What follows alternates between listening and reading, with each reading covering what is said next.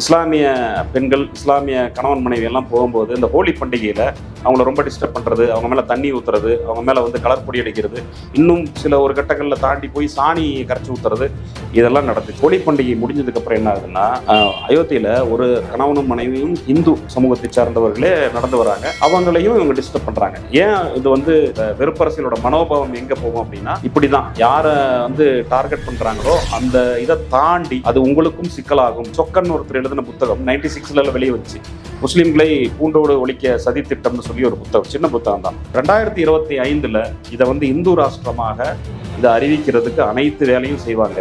அப்போ அந்த சூழலில் என்ன ஆகும்னா, ஒட்டுமொத்தமாக வந்து தேர்தலே இல்லாமல் பண்ணி இதை முழுமையான ஒரு இந்து ராஷ்டிரமாக அறிவிச்சிருவாங்க. அந்த புத்தகத்தை வந்து அப்போ வாசிக்கும் போது அவ்வளோ டிஸ்டன்ஸில் தெரியலை. இப்போ ரொம்ப பக்கத்தில் வரும்போது எல்லா விஷயத்தையும் இவங்க வந்து எல்லாத்தையுமே கைகொள் போட்டுக்கிட்டு எல்லாத்தையும் வந்து முடக்கி ஒட்டுமொத்தமாக வந்து இந்த தேர்தல் அப்படிங்கிறதே வந்து தனக்கு சாதகமான எல்லா விஷயத்தையும் பண்ணிக்கிறாங்க. வரலாற்றில் இதுவரைக்கும் பார்த்தோம்னாவே மக்கள் நலன் சார்ந்த ஒரு விஷயத்தை முன்வைத்து அவங்க வந்து வாக்கு கேட்கறதுக்கு நடந்ததில்லை. கேட்கறதுக்கான அவங்ககிட்ட எந்த விதமான தார்மீக வரலாறும் இல்லை. அவங்ககிட்ட நாம் எதிர் அவர்கள்ங்கிற வெறுப்பரசியலோட தான் இதுவரைக்கும் வந்து வளர்ந்துட்டு வராங்க. இது மாதிரி என்ன விஷயங்களையும் போட்டி போட்டு வராங்க. பிரதமர் வேட்பாளராக கூட மோடி கூட ராமர் கோவில் இதெல்லாம் தான் பேசுறாரு தவிர இங்க இருக்கிற மக்கள் பிரச்சனை, வேலையின்மை, குறிப்பா வந்து வேலையின்மை 85% இளைஞர்கள் வந்து படித்துட்டு வேலை இல்லாம இருக்காங்க. இதுக்கெல்லாம் பதில் சொல்றது இல்லை.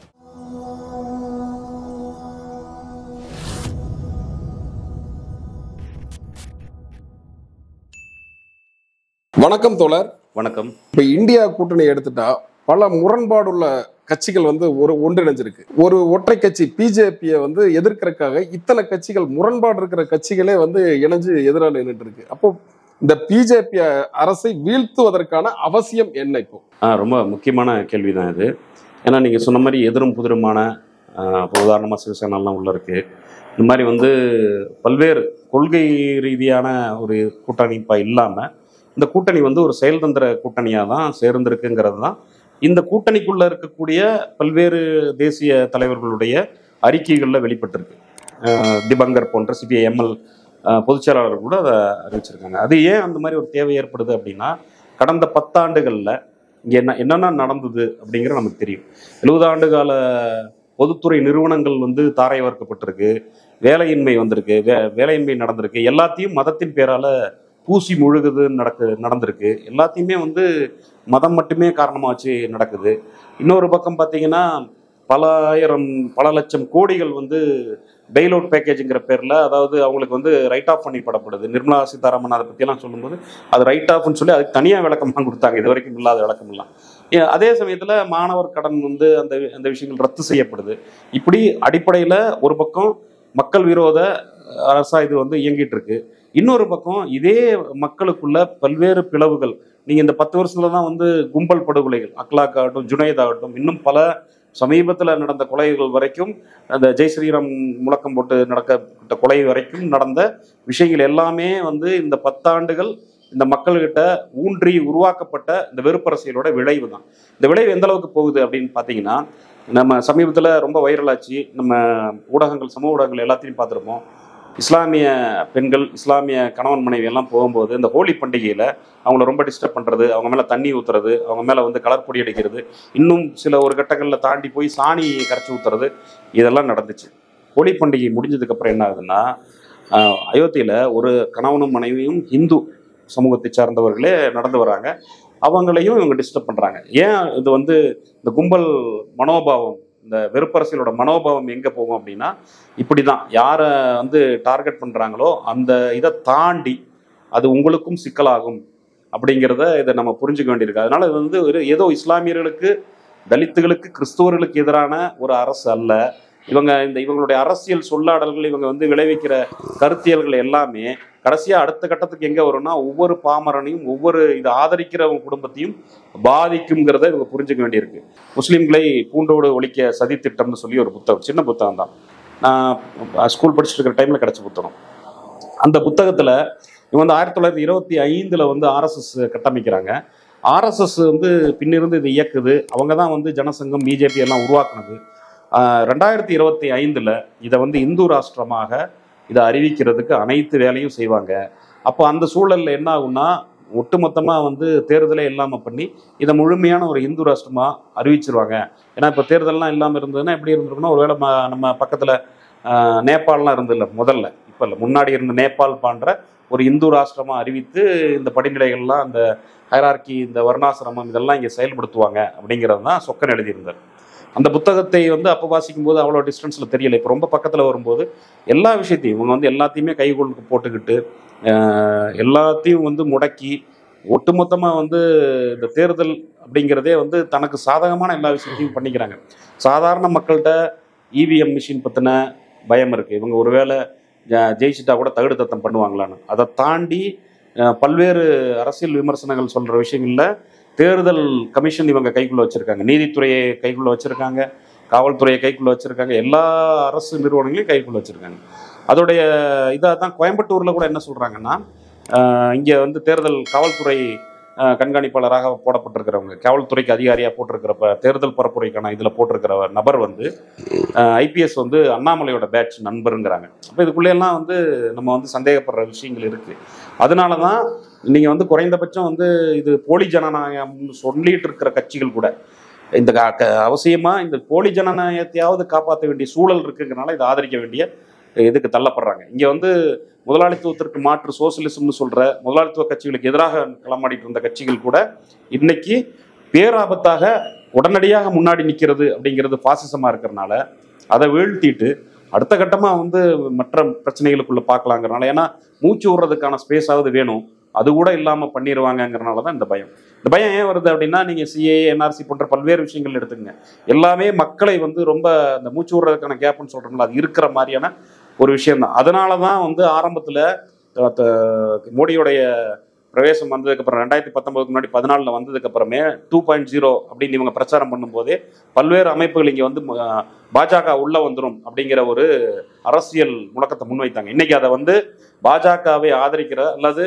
பாஜகவை எதிராக நிற்கிற, நேரடியாக எதிராக நிற்கிற கூட்டணிக்கு எதிராக நிற்கிறவங்க கூட அது ஒரு கேலியும் கிண்டலுமான வார்த்தையாக மாற்றிட்டு இருக்காங்க. ஆனால் இந்த 10 வருஷத்துடைய ஹிஸ்டரி எடுத்து பார்த்தீங்கன்னா பாஜக உள்ள வந்துருங்கிற அந்த ஒற்றை வார்த்தைக்கு பின்னாடி இருக்கிற அபாயங்கள் புரியும். அதனால தான் வந்து எல்லா கட்சிகளும் ஓரணியில திரண்டு இதை வீழ்த்துறது அப்படிங்கிற முடிவுக்கு வந்திருக்காங்க. 2024 நாடாளுமன்ற தேர்தலுக்கான இந்த அரசியல் பரபரப்பிற்கு இடையில் கோவை தொகுதியில் பாரதிய ஜனதாவினுடைய மாநில தலைவரே போட்டியிடுகிறார். கோவையினுடைய கள நிலவரம் யாருக்கானது, யாருக்குமான போட்டி? இது வந்து இந்த கேள்வியை நான் பிரிச்சுட்டு பதில் சொல்லலாம் நினைக்கிறேன். முதல்ல வந்து 2024 தேர்தலில் அண்ணாமலை பாஜகவுடைய தமிழக தலைவர் வந்து கோவையில் போட்டியிடுறது ஏன் அப்படிங்கிறத ஒரு கேள்வி வச்சுக்கலாம். ரெண்டாவது வந்து கள நிலவரம் யாருக்குமான போட்டி அப்படிங்கிறத வச்சுக்கலாம்.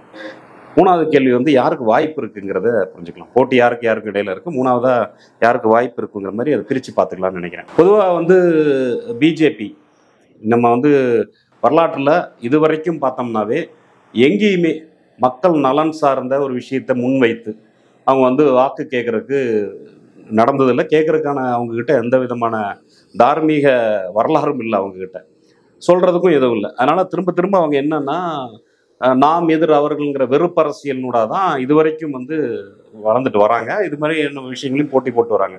சமீபமாக அவங்களுடைய தேசிய தலைவர் பிரதமர் வேட்பாளராக கூட மோடி கூட ராமர் கோவில் இதெல்லாம் தான் பேசுகிறாரே தவிர இங்கே இருக்கிற மக்கள் பிரச்சனை, வேலையின்மை, குறிப்பாக வந்து வேலையின்மை 85% இளைஞர்கள் வந்து படிச்சுட்டு வேலை இல்லாமல் இருக்காங்க, இதுக்கெல்லாம் பதில் சொல்கிறது இல்லை. அப்போ அந்த மாதிரி இருக்கும்போது தமிழகம் போன்ற குறிப்பாக சவுத் இந்தியாவிலேயே அவங்களுக்கு இடம் இல்லைங்கும்போது, தென் இந்தியாவிலேயே இடம் இல்லை அப்படிங்கும்போது, குறிப்பாக அதில் தமிழ்நாட்டில் சுத்தமாக அவங்களுக்கு இடம் இல்லை அப்படின்னா, கடந்த காலங்களுடைய வரலாறுலாம் பார்க்கும்போது குறிப்பிட்ட அளவில் கோயம்புத்தூரில் சில மத மோதல்கள் நடந்த சூழலில் சிபி ராதாகிருஷ்ணன் போன்றவர்கள் வெற்றி பெற்றிருக்காங்க. அதுக்கு பின்னாடி பெரிய வெற்றியெல்லாம் அவங்களால பெற முடியல. மீண்டும் வந்து அங்கங்கே நிகழ்ந்த சசிகுமார் படுகொலை போன்ற சில விஷயங்கள், அதை ஒட்டி நடந்த விஷயங்கள்ல மீண்டும் அந்த உள்ள இருக்கிற இதை கிளறி வெறுப்பரசியலை ஊன்றி கொஞ்சம் வந்ததில் தெற்கில் வந்து சட்டமன்ற தேர்தலில் வானதி ஜெயிச்சாங்க. இதெல்லாம் ஒரு கருத்தில் எடுத்துக்கிட்டு ஒரு மாநில தலைவராக இருக்கக்கூடியவர் தோற்றக்கூடாது, டெபாசிட் கூட இழந்துடக்கூடாது, அந்தளவு பற்றக்கூடாதுங்கிறனால அவங்களுக்கு தமிழ்நாட்டில் கன்னியாகுமரியும் கோவையும் ஒரு தளமாக இருக்கிறதுனால அவர் கோவையில் வந்து களமாடுறார் அப்படிங்கிறத நம்ம புரிஞ்சுக்க வேண்டியிருக்கு. அப்புறம் வந்து தமிழகத்தை பொறுத்த வரைக்கும், அதில் கோவையை பொறுத்த வரைக்கும் இது யாருக்குமான போட்டி அப்படின்னு பார்க்கும்போது பல கால்குலேஷன்ஸ் இருக்குது. இப்போ வந்து பொதுவாக என்ன சொல்லுவாங்க, ஒரு ஊடகத்தில் அல்லது இந்த கால்குலேட் பண்ணி சொல்கிறவங்கலாம் கடந்த கால நிகழ்வுகள், கடந்த கால ஓட்டு எண்ணிக்கையெல்லாம் வச்சு சொல்லுவாங்க. அந்த மாதிரி பார்க்கும்போது கோவையை பொறுத்த வரைக்கும் இது வந்து ஒரு அதிமுக கோட்டை அப்படின்னு சொல்லப்படுது. ஆனால் சென்ற முறை வந்து பிஆர் நடராஜன் வந்து சுத்தி அறிவாள் சின்னத்தில் நின்று டிஎம்கே கூட்டணியிலேருந்து ஜெயிச்சிருக்காரு. இந்த தடவை வந்து ஏடிஎம்கேவும் பிஜேபியும் பிரிஞ்சு நிற்குது. இன்னொரு பக்கம் வந்து போன தடவை வந்து கமலஹாசன் இங்கே நின்று ஒரு பெரிய அளவில் ஓட்டு கன்சால்ட் பண்ணியிருக்காரு, மகேந்திரன் நின்று கன்சால்ட் பண்ணியிருக்காரு. இந்த விஷயங்கள்லாம் இருக்கிறதுனால இந்த ஓட்டுகள்லாம் இதில் வந்துடும் அப்படின்னு பரவலாக பேசப்படுது. ஆனால் அப்படி வாய்ப்பு இருக்குமா அப்படின்னா இல்லை. ஏன்னா ஒரு மூன்றாவதாக ஒரு புதிய கட்சி வரும்போது ஏற்கனவே இருக்கிற அதிருப்தி ஓட்டுகள் கூட போகும். இந்த அடிப்படையில் பார்க்கும்போது இங்கே வந்து நம்ம வந்து அண்ணாமலை அப்படிங்கிறத வந்து மூன்றாம் பட்சத்தில் வச்சுட்டு இங்கே நிலவுகின்ற போட்டியாக இங்கே டிஎம்கே ஏடிஎம்கே வந்து இங்கே நேரடியாக போட்டி போடுதுன்னு தான் சொல்ல முடியும்.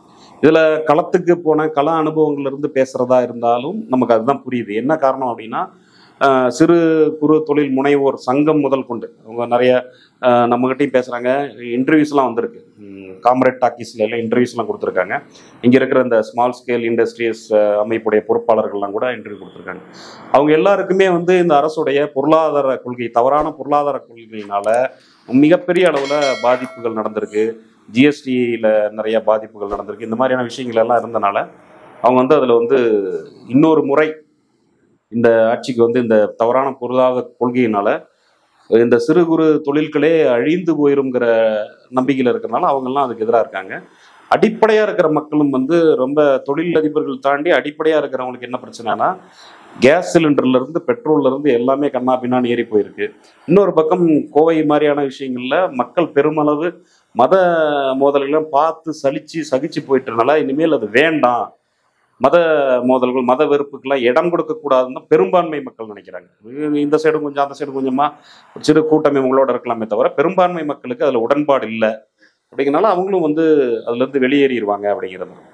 அப்புறம் மையமான விஷயமா இதில் என்ன இருக்குது அப்படின்னா இது வந்து ஏடிஎம்கே டிஎம்கேக்கா அல்லது ஏடிஎம்கே பாஜகங்கிறதெல்லாம் தாண்டி இந்த முறை நடக்கிற தேர்தல் குறிப்பாக வந்து மக்களுக்கும் மக்கள் விரோத அரசுக்குமானதாக இருக்குது.